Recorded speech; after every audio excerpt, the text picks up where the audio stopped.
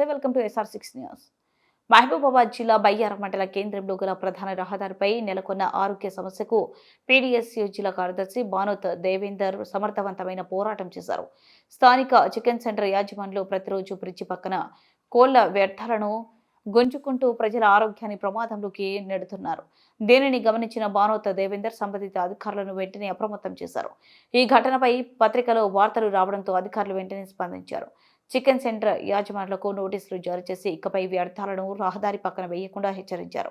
అదే కాకుండా గ్రామ పంచాయతీ సిబ్బందిని రంగంలోకి దించి మురికిని పూర్తిగా తొలగించారు. అధికారులు స్పందించి ఇకపై ఇటువంటి ఘటనలు పునరావృతం కాకుండా చర్యలు తీసుకుంటామని హామీ ఇచ్చారు.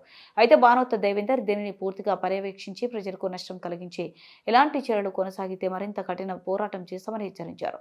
ప్రజలకు మేలు చేసే పోరాటాలు బానోత్ దేవేందర్ ముందుండి పోరాడుతుండటాన్ని ప్రజలు ప్రశంసిస్తున్నారు.